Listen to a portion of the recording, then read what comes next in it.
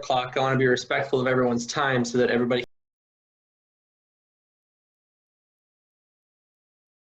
can get out and enjoy hopefully beautiful weather wherever you are. I know in Rochester we've got some mostly sunny skies, about 70 degrees, so it's perfect bike riding weather, and we'd rather be able to enjoy the weather while it's nice. So we'll stick to our plan of being out of here by 5 o'clock.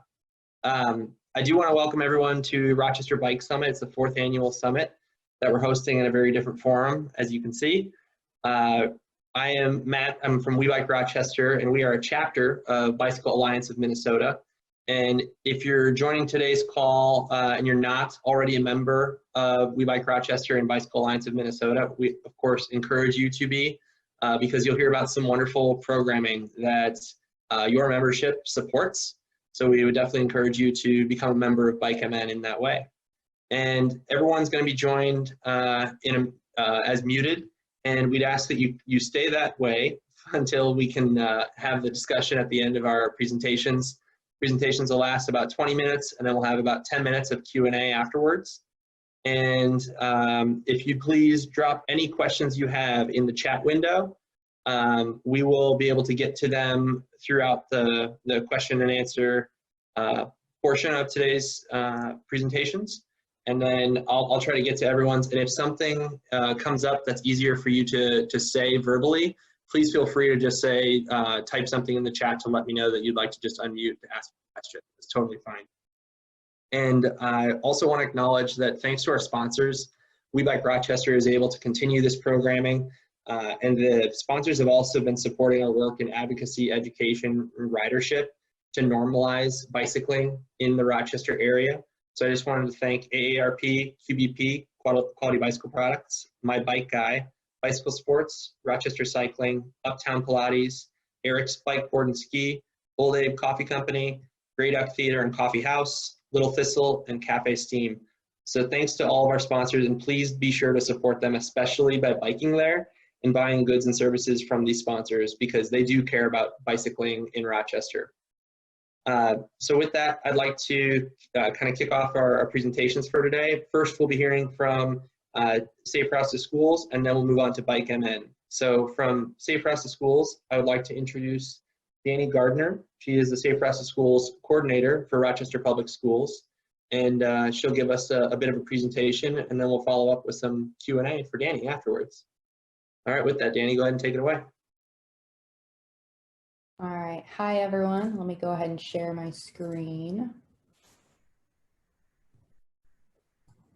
All right, hopefully everyone can see my screen.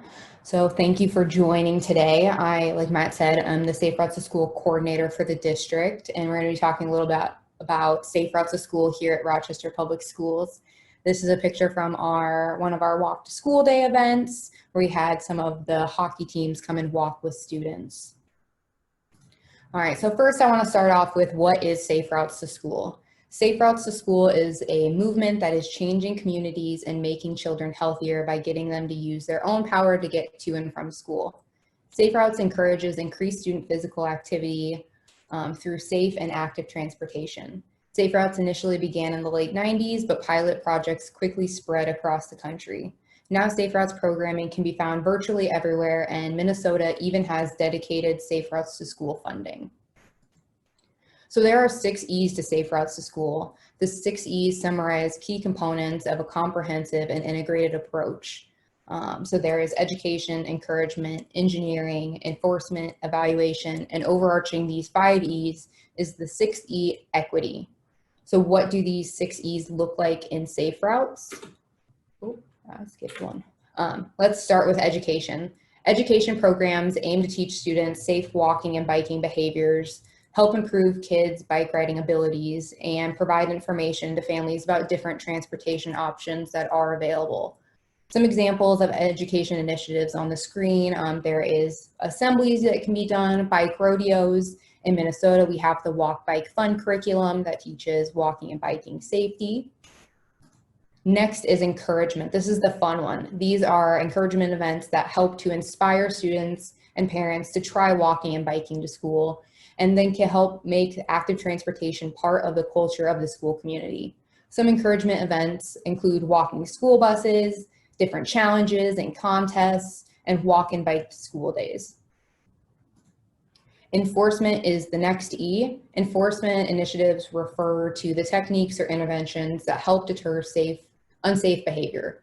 So people in cars, people walking, and people on bikes can all behave in ways that create unsafe situations around schools, especially during arrival and dismissal times when it's already chaotic. Enforcement examples include using radar trailers to show drivers their speed, crossing guards that help children cross the street, and safety campaigns.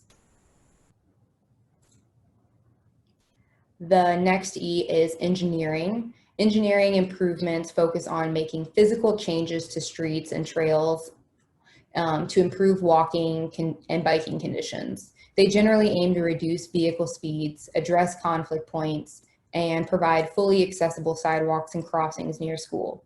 Engineering is usually the most expensive component of a Safe Routes program. Examples include creating roundabouts, building crosswalks, building bike paths, sidewalks, but it can also include low-cost changes known as demonstration projects or tactical urbanism, and these help to test out changes that might work in a certain location. An example is a picture on the right where they have tires and plants that create a bulb out that would shorten the crossing distance for the pedestrians. The next E is evaluation. So by helping to identify specific issues and monitor the trends over time, evaluation strategies help to ensure that the Safe Routes initiatives are being effective. Here in Rochester, we will be conducting parent surveys to learn what parents are concerned about, doing student travel tally surveys to see how kids are actually getting to and from school, and conducting interviews and listening to stories from students that are actually walking and biking to school about their experiences. And the last E is equity. Equity recognizes that different people have different barriers to living healthy, fulfilled lives. In order to allow people to get the same outcome, we need to understand that different barriers and opportunities that affect different groups so we can craft policies, programs, and overall approaches with these various challenges and needs in mind. The quote on the screen is Minneapolis Public Schools equity statement that they use for their Safe Routes program. Equity is important because children from lower income families are twice as likely to have to walk to school as children from higher income families, but these children often face greater personal and traffic safety risks on their way to school. So we learned what Safe Routes is, why do we need a Safe Routes, why do we need one in Rochester. Safe Routes to School is more than just a program. It's a comprehensive strategy to instill lifelong habits that support physical activity, health, and safe behavior while walking and biking. A comprehensive Safe Routes to School program initiative can help to create a healthier community for generations to come. Safe Routes to School is important because not all students have a ride to school. Some rely on walking and biking throughout the winter in all conditions. And these students deserve a safe route to get to school and get back home to their families safely. A little bit more on the why. This is the data side. Since 1969, the number of students walking and biking to school has been decreasing. There are many benefits to Safe Routes to School programming that many studies have found. Students that walk 1 mile each way to school get 2/3 of their daily recommended physical activity. It helps to maintain a healthy weight. Kids get their wiggles out on the way to school and arrive ready to learn, which has been linked to improved academic performance. Kids who walk or bike to school have shown to have improved attendance and truancy, arriving on time to school. And many Safe Routes programs also involve the community, so it's one more way to get the community connected to a school site. So what does Safe Routes to School look like for Rochester Public Schools? Ideally, we would have every Rochester Public Schools student that lives in the walk zone, and the walk zones for elementary schools are 1.25 miles from the school. We want those students that have to walk in that zone to have a safe route to and from school. So Rochester Public Schools got or received a 3-year grant from the Minnesota Department of Transportation the summer of 2019. This grant provided funding to hire a coordinator, which is me, and also provided some funds to implement the program over the next 3 years. This grant is focusing on the 12 elementary schools that are listed here of the district's 17 elementary schools. This is because these 12 elementary schools are neighborhood schools and have a large number of students in their own respective walk zone. The other 5 are either choice schools who have kids coming from miles and miles away. All right, and since beginning the program in September of 2019 when I started, RPS has had some great pilot projects in school participation. In the fall, Gage Elementary School started a walking school bus that starts at the Gates community. And the Gates community is that bright white or that bright yellow circle towards the left of the screen. And they walk every single day from Gates all the way down to the school building at Gage. And that's led by a paraprofessional. In October, all this elementary schools participated in Walk to School Day at some level. On a chilly February morning, 4 schools, Jefferson, Bishop, Riverside, and Gage, participated in Rochester's first ever winter walk to school day. Gage and Jefferson even had drop and walk locations, which are a little bit more challenging. And those are spots where students who live too far away can walk or can be dropped off to and then still be able to participate and walk with a group of students to school. For the first ever Crossing Guard Appreciation Day, Rochester participated by having every single crossing guard receive a card signed by all the students from their school. And this year we featured Diane, who's a crossing guard at Riverside. She had been with the district for 41 years, so this was one of her first times being recognized, and we had her on the news, and it was really great. We're also working to survey the students and seeing how they're getting to school and analyze the students' addresses in the district to see where hotspots are students are living, like this map that's on the screen, and this helped us to secure additional MnDOT grant funding for additional walking school buses.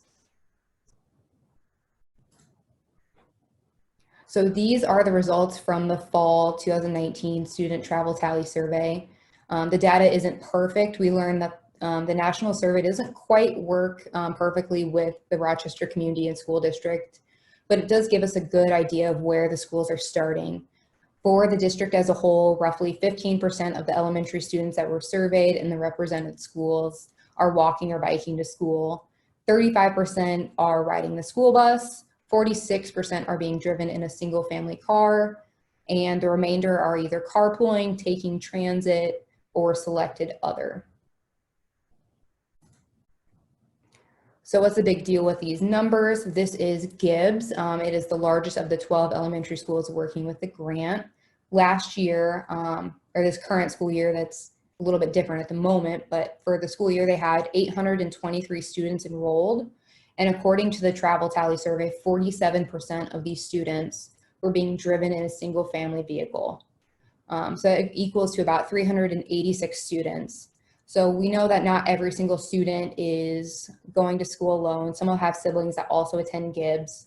So I guesstimated maybe 30% on the high end might have siblings at that same school, just to kind of even give a low number.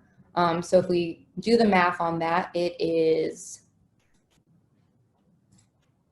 270 individual car trips that are being taken to school twice a day. So it's 270 cars that go to that small area for one school. So it's a lot of cars. So I also did the math, and with the rest of the schools, added them all up, there is about 6,000 students in those 10 schools. And if we did the math the same way, added them all up, it's about 1,660 cars going to and from school twice a day to drop kids off. So it's a lot of traffic that is still going to be around kids that have to walk and bike. I also wanted to touch on COVID. We did have to change a little bit. So like many other things, even this summit, COVID threw a big wrench in many of the plans for the spring semester. Franklin was able to have its first bike club meeting before schools were closed, but all the rest of the programming had to be canceled because school was closed. This is especially difficult when you do bike programming because spring is one of the best times to really promote walking and biking to school with the warm weather and people are really getting antsy for summer. We were able to pivot some of the programs. Bike to School Day was changed to Bike to Anywhere Day to still promote biking in the community. The poster contest for Bike to Anywhere Day was moved completely online and had submissions. I really love the one that even said school is canceled due to a world pandemic that's on the screen. And we also produced some materials on how families can be active during these difficult times and be cognizant of COVID-19. We're also working to finalize some distance learning that would teach pedestrian and bike safety as well, so kids can learn at home. So what do we plan to do for the rest of the grant? Well, if all goes according to plan, life returns to normal, school will start back up in the fall and we'll dive right back into programming. We'll continue our evaluation efforts, conducting student travel tally surveys in the fall and the spring to look for trends in the travel habits, conduct parent surveys to identify specific safety concerns at each of the sites.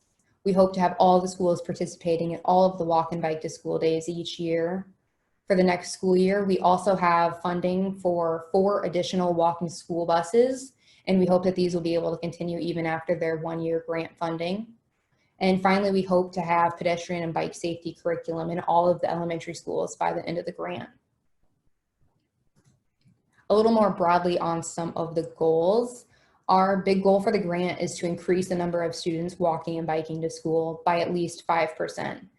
We do this by improving the walking and biking conditions for the students in the walk zones, providing education, a lot of different methods, but our goal is to really increase the number of kids walking and biking and decrease that number of kids being driven in a single family vehicle.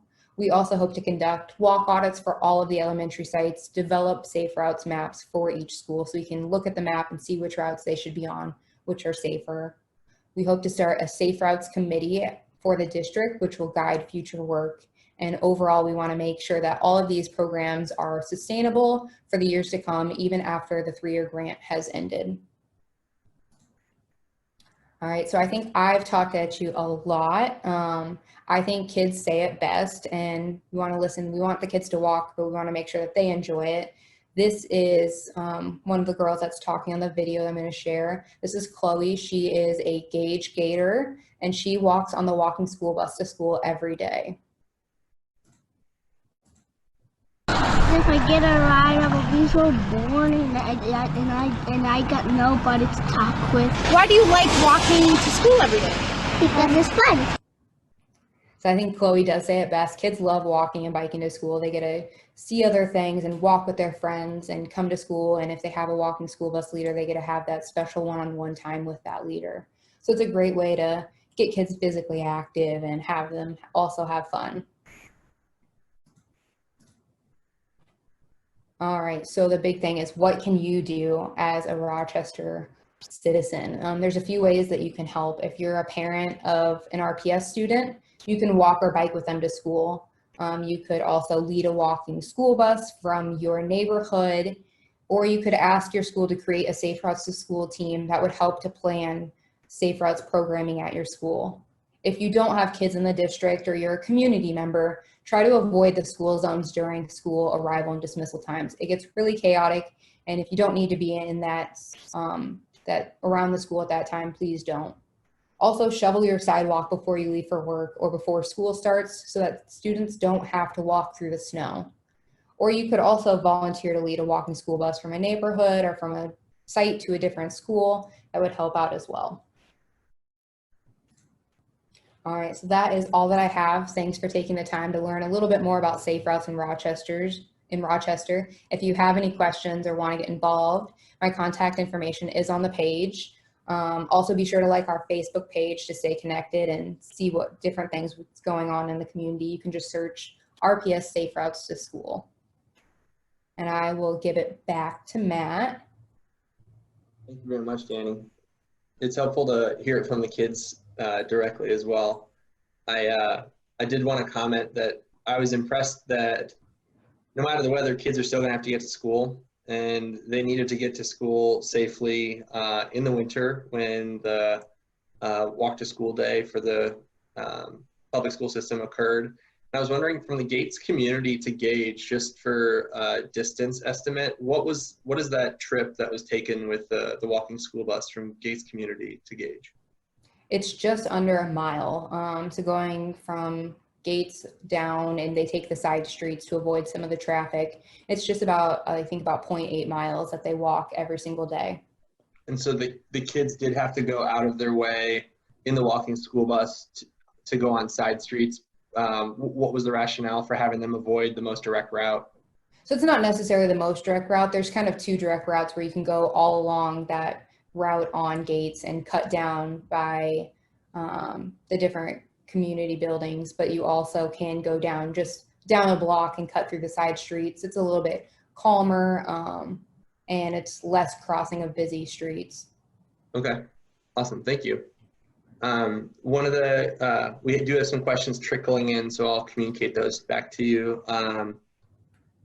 One that someone was curious how some of the data points you shared, maybe it's in reference to kids traveling to school in a single family vehicle. How do those numbers compare in Rochester to the rest of the state? I'm assuming, I don't have necessarily the data on the rest of the state, and many communities in the rest of the state probably don't have this data. There are only 6 other coordinators through this grant, and then Minneapolis also has a coordinator. So if you don't have a coordinator, you might not have the data. So it'd be kind of hard to tell across the state. Looking at it just kind of generally, smaller communities that have more rural spots, those are more going to be on bus routes. So it really depends on the type of community. Kind of comparing, it's probably pretty similar. Looking at national standards, it's about 10 to 15% across the country. So we're in kind of standards, but we're not kind of high where we'd want to be. Back in the early 70s, there was nearly 50% of kids walking and biking, and now it's down to 10 to 15%. Oh, okay. Thank you. Marty had a comment that one of the schools that's being planned for Independent School District 535 was that a school will be positioned on the far southwest side of town, I believe it is. And the question was, if it's difficult to walk or bike to some of these locations, how is the school district consulting with Safe Routes to Schools on some of the placement of these future schools? Yeah, so the middle school is no longer going to be in the southwest part of town. The city did not approve the annexing of that. It's now looking at being on the northwest side of town. But they are working with us. A lot of kids aren't necessarily going to be in that development yet. They're looking to kind of see as the city grows and really kind of plan for the future of the next 50 years of the city, to see hopefully that is where the city is going to grow into and kind of build around that future middle school. So right now it would be a lot of busing. There aren't a whole lot of kids that would be close by, but I am working with the design team to make sure that future considerations are being made of making sure there's sidewalks, making sure that it's going to be near 65th Street, that's going to be considered of how kids are going to cross that busy street. Okay. All right. Thanks for the clarification on the location of the future school. Another question was, which RPS schools do not have Safe Routes to Schools team yet? Right now, Jefferson and Bishop Elementary are the 2 schools that do have Safe Routes to School teams.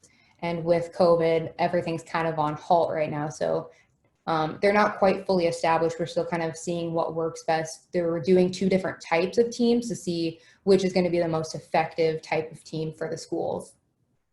But those are the 2 only schools with teams right now. And can community members volunteer as those team leads, or does someone need to have a personal connection to that school?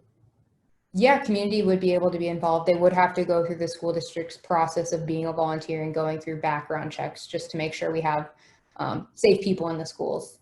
Of course, thank you. And I asked that because we have a lot of people with energy that are biking and walking around town on this Zoom call. So please know that you're your volunteer time would be appreciated to help lead some of these teams.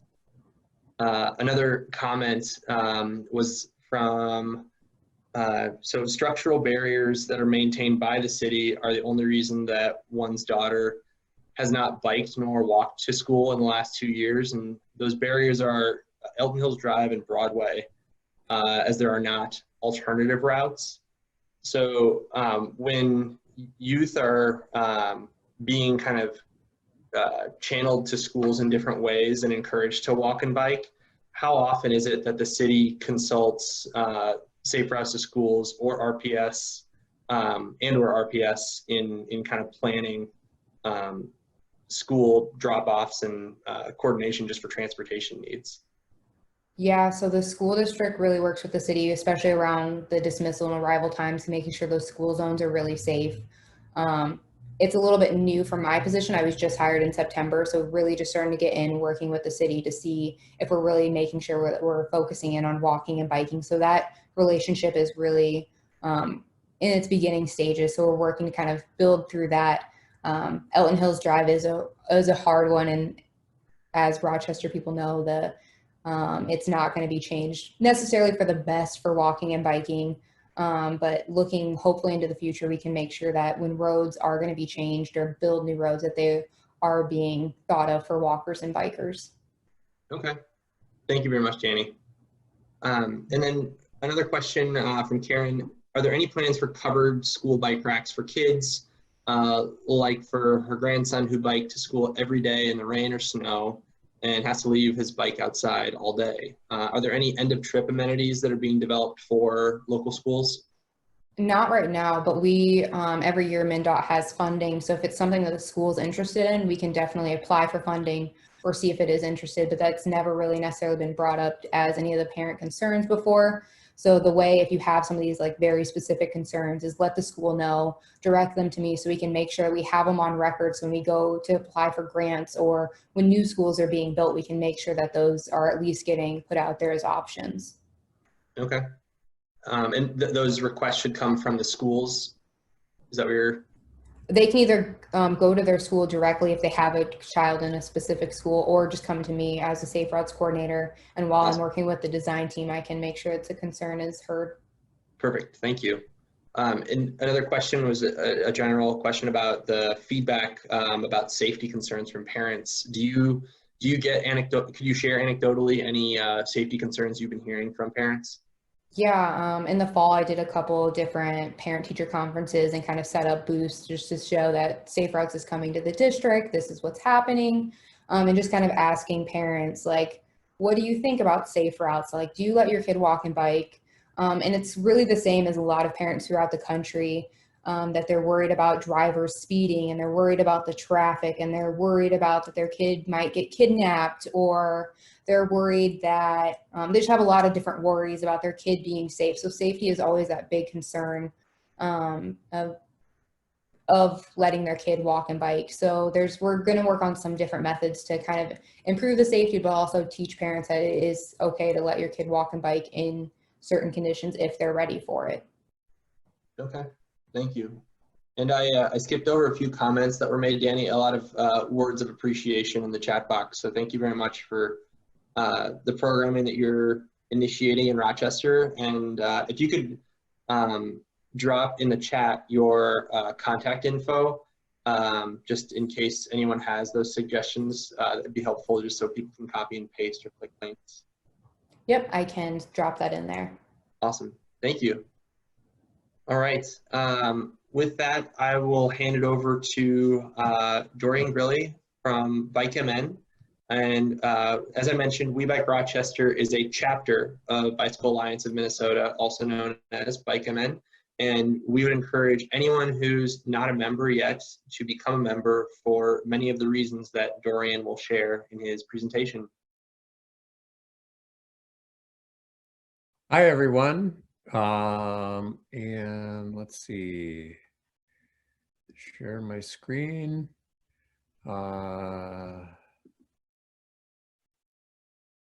Perfect. We're there. Yeah, thank you. For those of you who don't know me, I'm the executive director of the Bicycle Alliance and have been the executive director since the organization was founded in 2009. And since 2009, we've been working every day to ensure that biking and walking are easy, safe, and fun for people of all backgrounds and all abilities. And I wanted to assure you that given these challenging times for nonprofits, we'll be here in 2021 to make sure that we are still carrying out that vision. The pandemic has really shown us that biking and walking are extremely popular.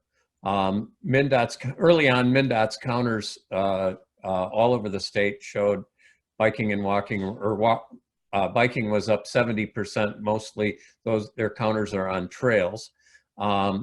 But one of the most startling things is the bike shops were really worried, and Quality Bicycle Products laid off 12% of their employees early into the shutdown or the stay-at-home order. But now bike shop businesses are up 30% to 50%. QBP is shipping tons and tons of stuff. And you may actually find that if you go to a bike shop to buy a bike, they won't have what you want, and they might not be able to get it for a long time because of global supply chain issues. So, but the demand is there, and it's really wonderful. Other things that are happening is cities all over the country and all over the world are actually closing streets to cars and opening them up to bikes and pedestrians. And one of the neatest comment I heard was somebody said that riding on the West River Parkway from Minneapolis to Minnehaha Park in Minneapolis, or from downtown to Minnehaha Park, was the most humanized he'd ever felt as a bicyclist, to have a street that was empty from motor vehicles. And of course, there's lots of talk of some cities planning to make those closures permanent. The other thing is, it's shown us that people can drive less. Lots of people are telecommuting, working from home.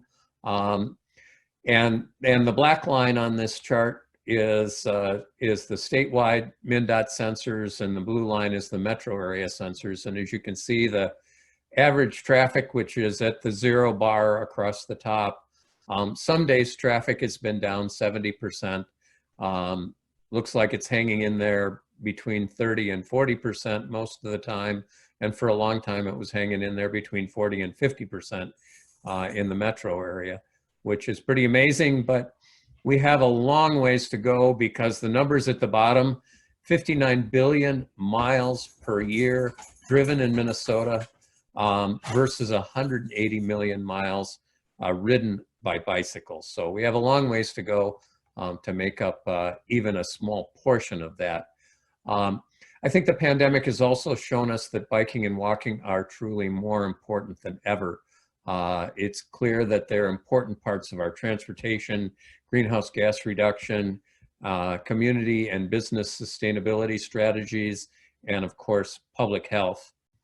Some of you have seen my presentations before, but I still love to show this pie chart, which shows that 79% of people agree with the statement at the top of the screen, which says, I would like to live in a place where I don't need to depend on a car to get around. It was done in big cities 6 years ago, but I think all the people biking and walking has only shown us that perhaps this is even more true. And I don't think it really, I think it's really applicable to small towns and regional centers, as well as big cities like Minneapolis and the other places they looked at it. It's also clear that preventing the diseases related to physical inactivity and air pollution like diabetes and asthma have become more important than ever. It's just, it's startling when you look at the list of, I took this list from the AARP magazine, and they're all in one way or another related to physical inactivity. some more than less. But MnDOT's health impacts of bicycling study done in partnership with the U of M a couple of years ago showed simply that bicycling 2 miles 3 times a week really does lower your risk of a lot of serious factors that were still serious before the COVID-19 pandemic. A little bit about Bike MN.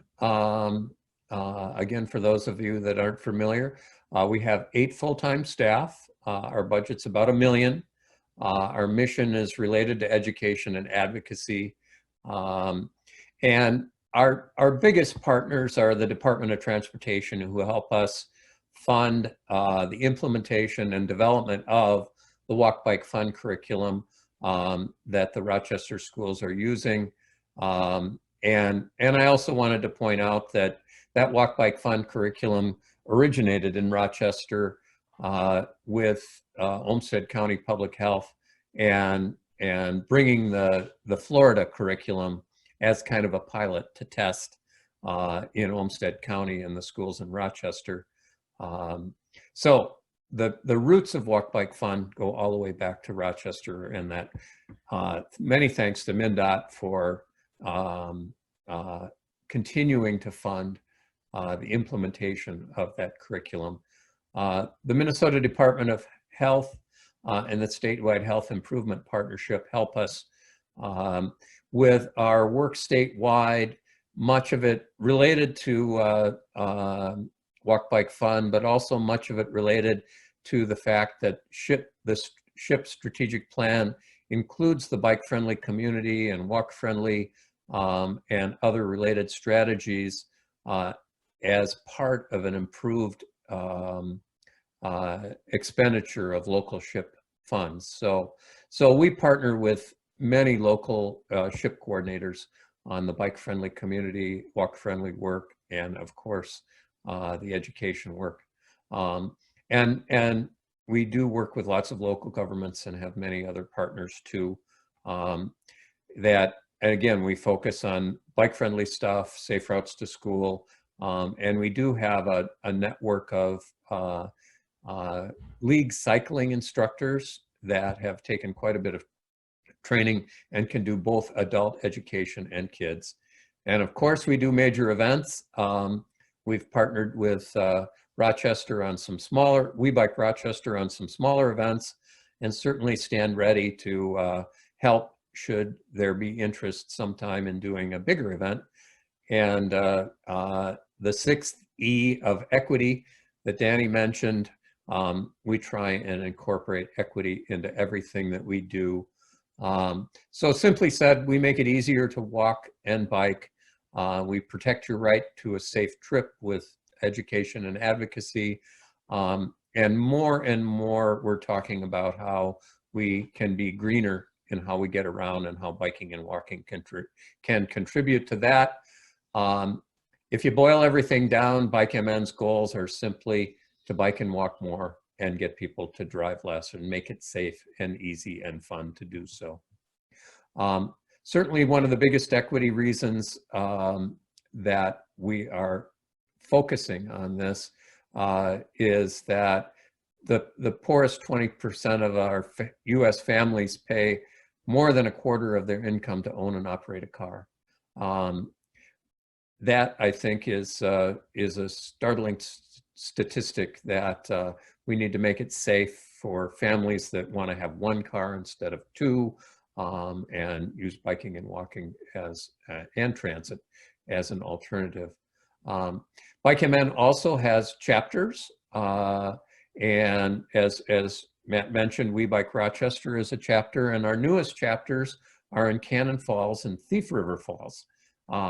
So we're very excited about the fact that Bike MN is not just a metro-centric organization, and we have people all over the state, big towns, small towns, and regional centers working to implement our mission. And if anyone asks me what a chapter is, I basically say that they are a committee of the Bike Min Board of Directors, or describe it as a committee of the Bike Min Board of Directors that is implementing our mission and vision locally.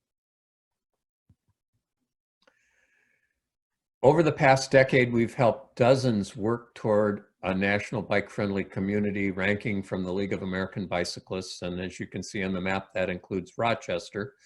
To date, 31 communities and 95 businesses have been successful in achieving that ranking.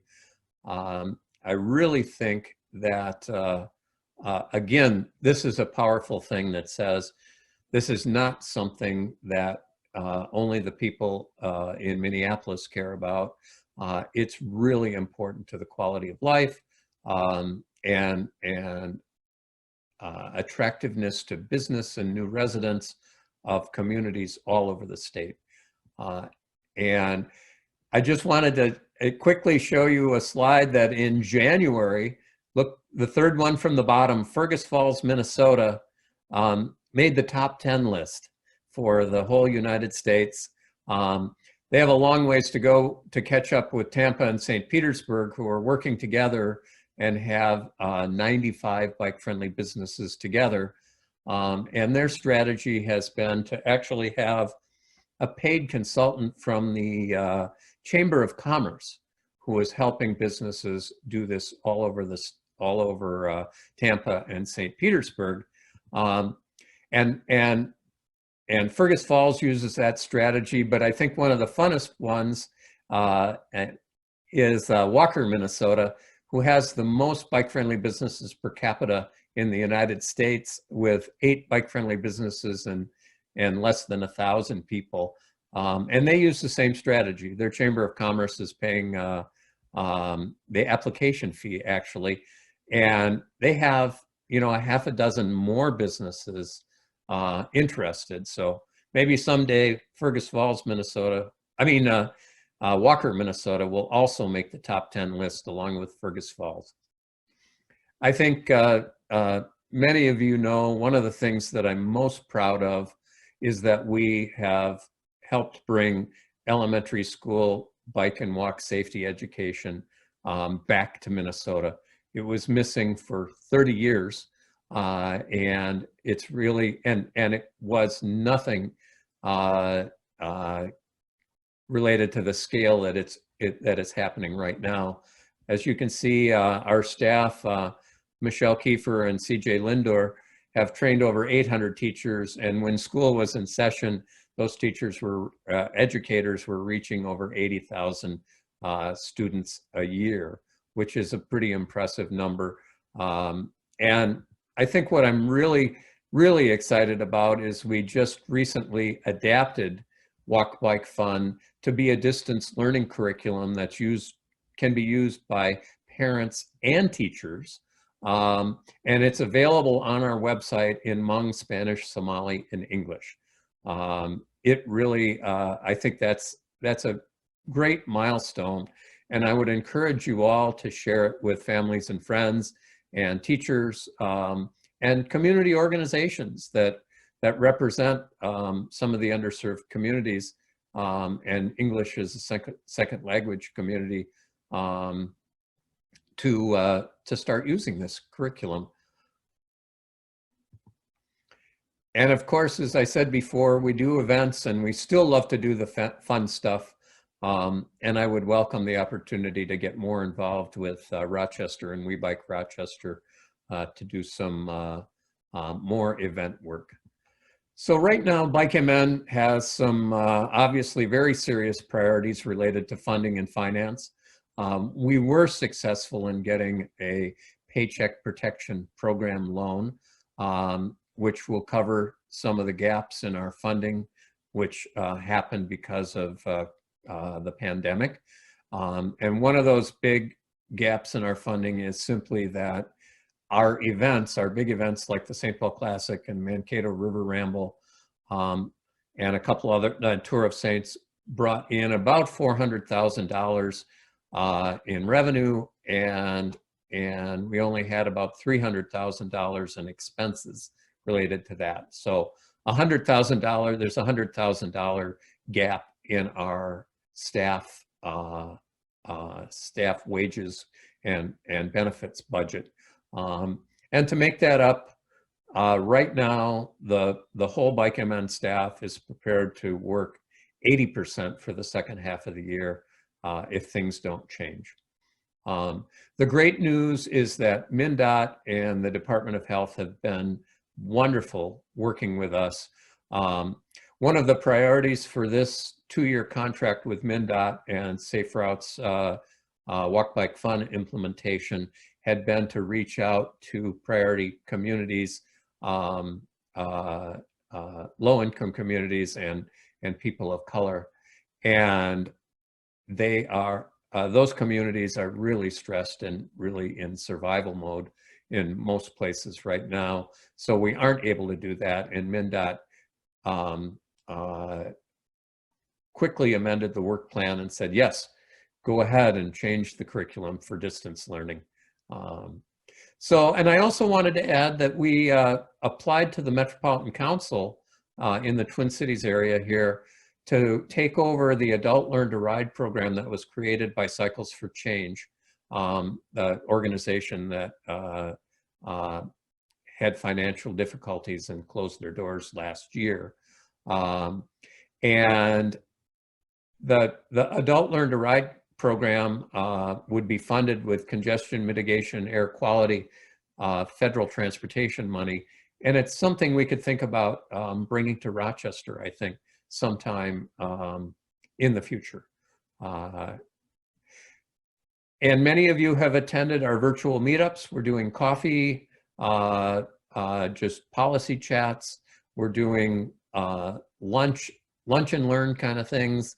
We're planning actually a couple fun evening events, and our Bike Walk Leadership Network, which was going before the pandemic, has had much more participation in our Wednesday, once a month seminar at lunchtime.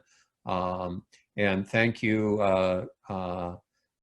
for members of We Bike Rochester that have participated in the past.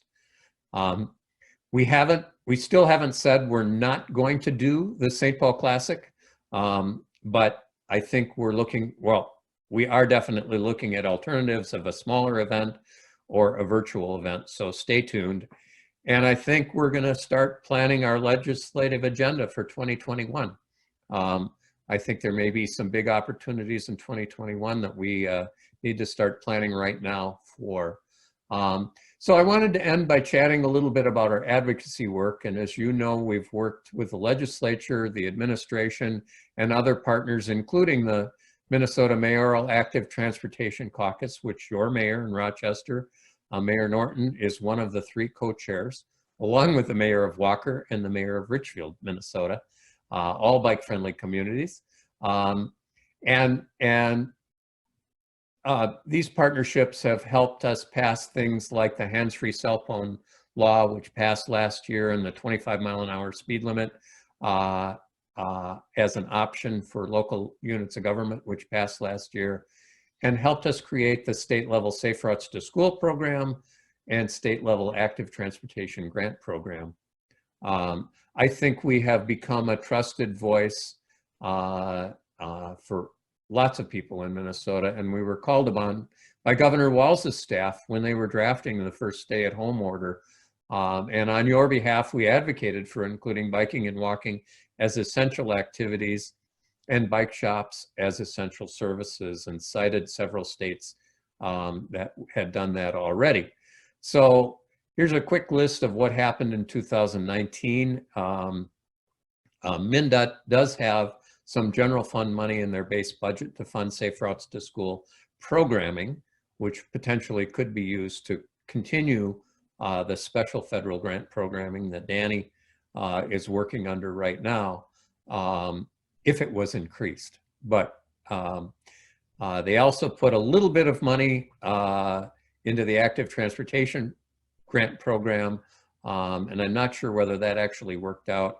As I mentioned, the hands-free bill and the 25-mile-an-hour speed limit bill, and of course there was no bonding bill in 2019.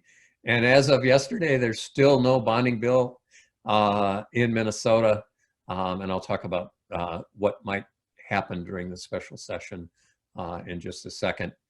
Our position was, you know, rather than $5 million, MnDOT could really use $30 million per year as an active transportation grant program level. That's backed up by the number of grant requests that they've been getting. There more and more talk about climate legislation, and we want to make sure that biking and walking goals are included as part of the solution and funded as part of the solution.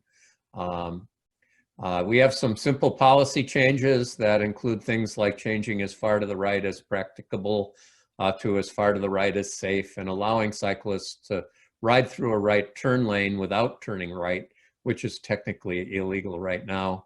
Lots of common sense stuff that made sense to the House of Representatives, who passed it 122 to nothing, and then it didn't get a hearing in the Senate, and unfortunately it didn't again this year. MnDOT had an advisory committee for the last 25 or 30 years, which went away a couple of years ago, that we'd like to see reauthorized. And the electric assist bicycles that are going out the door of most bike shops, some of them are not actually clearly defined in statute, so we'd like to change that. I'm happy to say that both Senator Senjum and Representative Murphy, their respective chairs of the capital investment committees, were authors of the $10 million for the Safe Routes to School grant program bills in the House and Senate. So as you probably all heard, they didn't accomplish much in the last week regarding budget and agreement on what to do about COVID-19 and or a bonding bill. So there's likely to be a June special session. Very likely that that will include a bonding bill. The Senate bill right now has $2 million for Safe Routes to School, and the House bill has $10 million for Safe Routes to School. So there'll be a lot of negotiation that goes on. So who knows what is going to happen next. We certainly know that the new normal for the following the pandemic will not look like the old normal. It must address the many inequities, including the ones for those that choose to walk and bike and those that cannot afford any other form of transportation. I'm truly glad that We Bike Rochester will be with us for the walk and ride into the future, the new normal, where it's a place where it's easier, safer, and more fun for everyone to walk and bike, in a time where we are all healthier, the environment is cleaner, and our businesses, schools, and communities are thriving. So thanks for all you're doing in Rochester. There's my contact information, and I'll put it in the chat box too. Thank you, Dorian. A few questions did come up during your presentation. One was about the chapters in Minnesota, and Dean asked if there was a chapter of Bike MN as a Minneapolis chapter.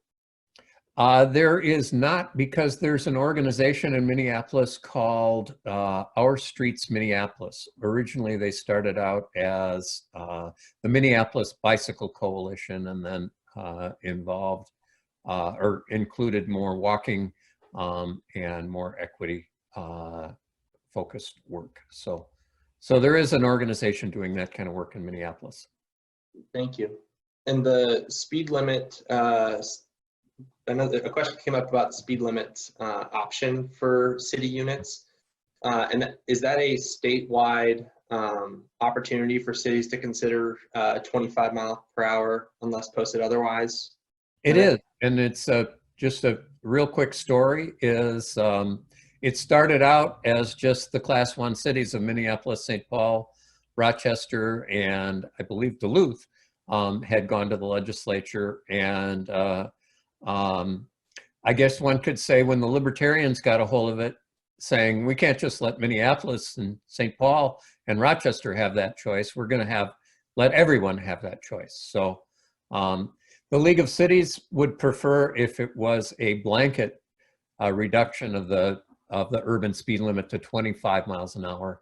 But for now, we'll have to get as many cities to do it as possible, and then maybe we can make it a blanket speed limit reduction across the state.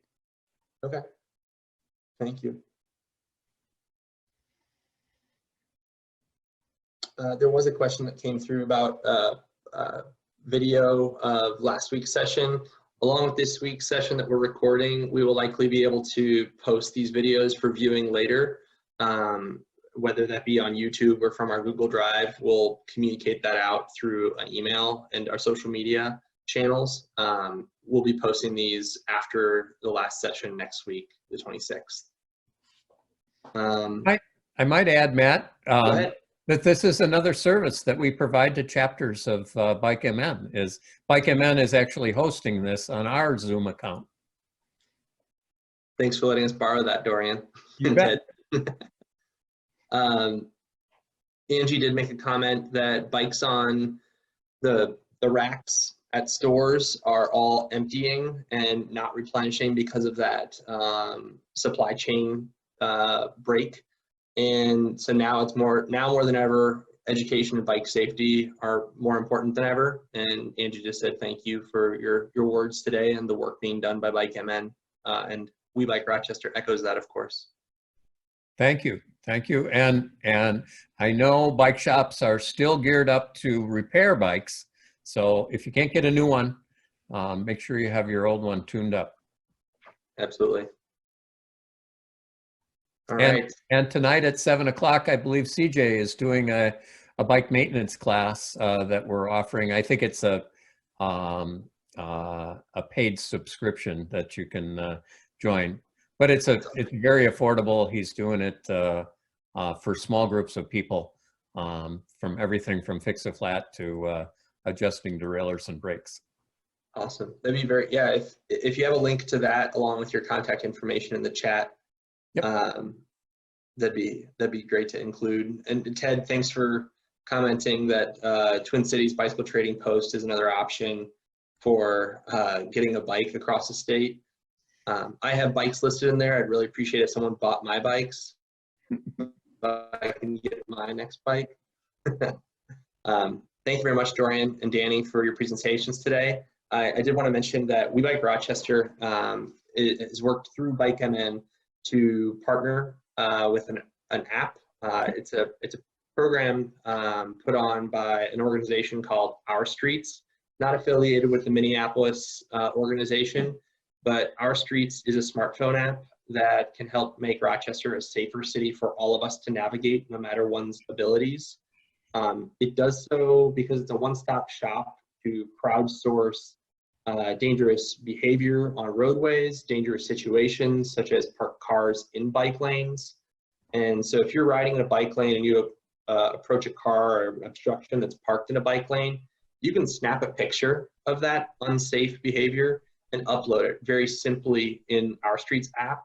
I've done it several times already. I was joking with a couple of the presenters before we started that it was a very eventful weekend and week for me as a bicyclist in Rochester. I did want to mention that Dorian's work and Bike MN's work of making it legal to ride straight through a right turn lane. I broke that law this week because I did not feel safe going out into the lane on a county road where there was 60-mile-an-hour traffic behind me. And then I also was riding in the lane as I felt safe to and have the right to, and a car at a stoplight squealed its tires past me and erratically veered back into the lane in front of me. And I approached the driver at the next stoplight because we got there at the same time. So it really was an effective move on their part. And I explained that it was just an unsafe maneuver that was unnecessary. And he did not feel that I was far enough to the right. And in my understanding of the law right now, Dorian, is it correct that who is it that dictates what is most practicable for a person on a bike to ride in the lane? It is the cyclist, but that's very, the enforcement and interpretation of that is significantly different all over the place. And that's the part of the work that Bike MN is doing, is to make that enforcement clearly the cyclist's determination as to where, as far to the right as safe is on a roadway. Thank you. That's what I was hoping to hear, and just make sure I was following the law and not obstructing anyone. The Paul Claus shared that he's collected 2,000 square feet of bicycle bike shipping containers to use as compost and prairie restoration of his lawn. How responsible, Paul. Thank you for sharing that too. Marty asked, does the city of Rochester now cooperate with Our Streets app? When Marty first tried, he was notified that there's no connection to Rochester authorities. Marty, we're working on making that connection happen so that the feedback and data that will get scrubbed of any identifiable information will go through to city officials and staff for consideration. So the Our Streets app, it's OUR Streets, one word. It's a tool that's going to allow us to quantify where and when people who bike and walk are vulnerable. It's available on the Apple App Store and the Google Play Store, and we encourage you to download it and use it because it will just make the roadways and systems that we all use safer for all. And thanks for Steve Jorgensen for dropping that in there. And to clarify, there's also an ourstreetsmpls.org. So some people were confusing whether the two were affiliated with each other, and the answer is no.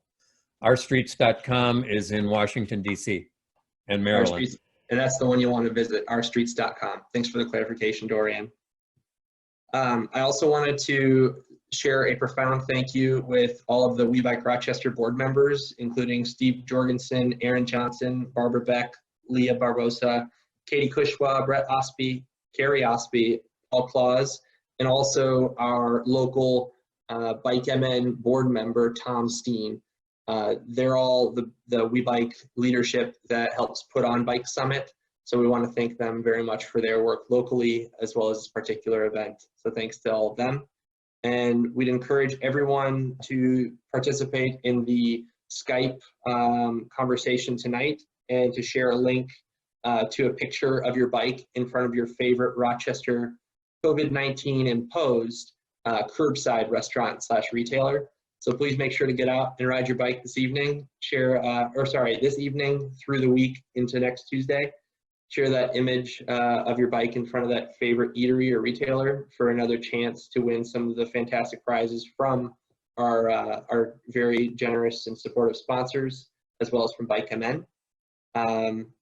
Then I wanted to just plug for next week. We have our final session. It's session 3, and that's with Rochester Active Sports Club. We'll hear from Michael O'Connor and also hear a bit more about Rochester's flood control project that led to the great trail system we have downtown, kind of connecting that hub along the Zumbo River from Gary Newman. So with that, I just want to say a very profound thank you to everybody for joining tonight. Sorry to go 2 minutes over. Go out and ride your bike. Bye, everybody. Have a good night.